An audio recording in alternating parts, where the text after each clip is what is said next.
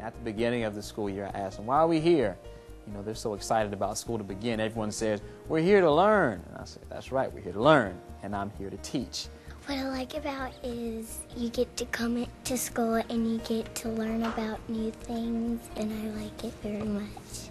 I'm really passionate about learning. I see it as a lifelong process, and you know, one of my biggest goals is to instill that passion in the students, and I think they can tell if just by how you're teaching. We celebrate with everyone's success, no matter what level. It's always a celebration. She loves everybody, and she greets you every morning, and she just loves her children.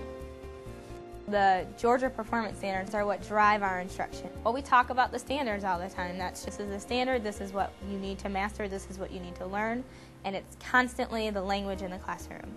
The standard that I was focusing on was adding and subtracting decimals, and so I wanted to find a more meaningful way for them to learn how to do it rather than just having worksheets and adding and subtracting decimals.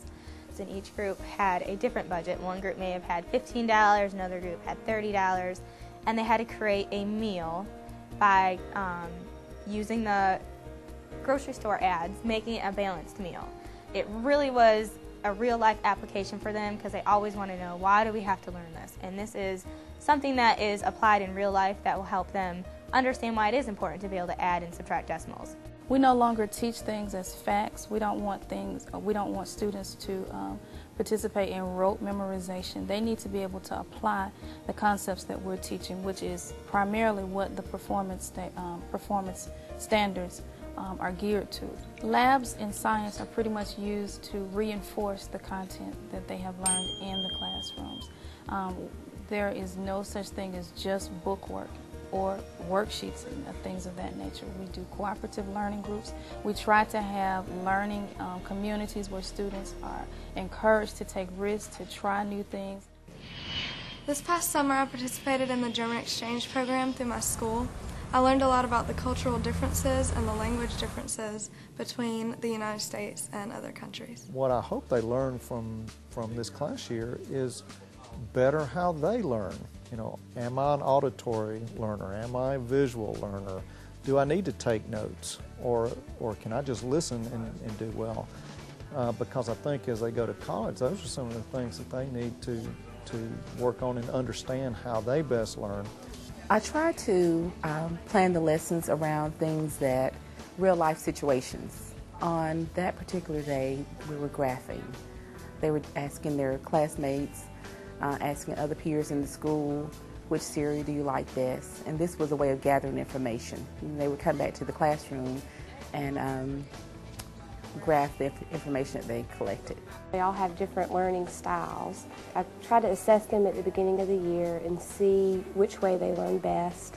Some of them are kinesthetic, some of them are visual, and so some of them might want something presented to them on the whiteboard. Some of them might like to learn it creating a PowerPoint presentation, and some of them like to maybe just write a story. So you find their favorite way to learn and try to address it that way. Coaches, they're great too. I mean, if you're struggling, if you ask for extra help, they'll come when it's not even practice. I mean, in baseball, it's a 4-year letterman as well. As the battalion commander, ROTC has helped me develop my leadership skills through various leadership labs and summer camp. Through the ROTC program, I've had the opportunity to serve my community in various community service projects.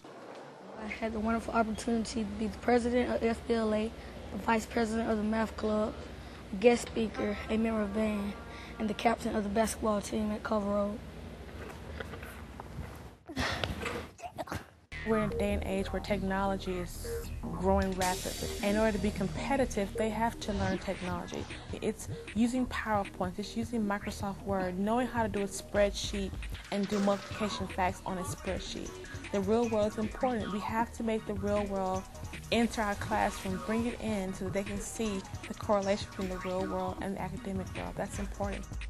Our system is on the cutting edge of technology, I believe. Spalding realizes the importance of technology and the value of it, and I can see them striving toward making it, putting it in the hands of all the teachers. In my first grade classroom, we have the active board, we have the slate that goes along with the board, and we have 2 computers in our classroom.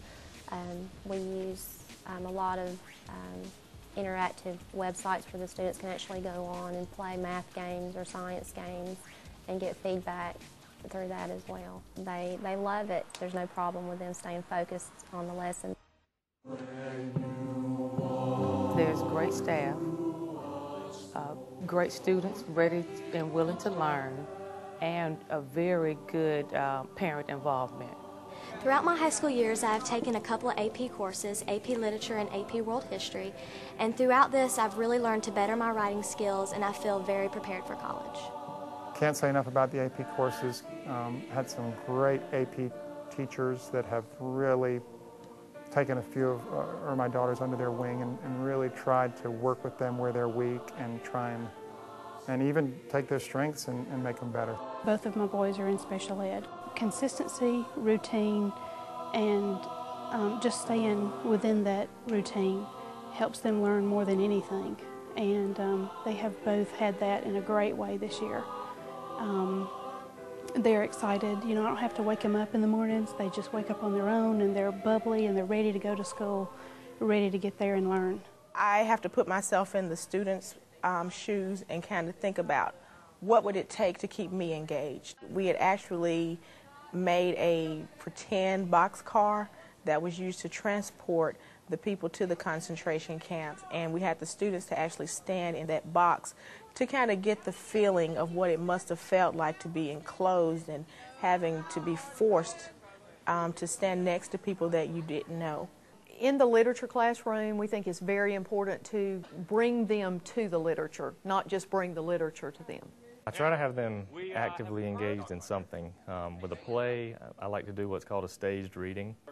A staged reading is not a rehearsed performance of the play. I mean, they're reading it cold, but I bring props into it and let them act it out as much as possible. They're holding the book, but they're sitting down up front, but I just sort of let them take it as far as they want to. Everybody learns differently, but I think that they probably learn better if they're doing something. I like my teacher because they're nice, and you get hard work from them, and you really need hard work, because if you don't get hard work, then you won't learn a lot. And we have top-notch teachers here. In my heart, I think I have the very best teachers, and I couldn't be paying for teachers as good as what I have here. It's the teachers that make the classroom exciting and make learning fun and interesting. My experiences here have all been positive from a social standpoint, from the opportunities that are here, from the athletic programs and everything else. I mean, it's hard to beat. I'm just proud to know that there are children that have come through my classroom and just classrooms throughout this county that have been really successful throughout the world.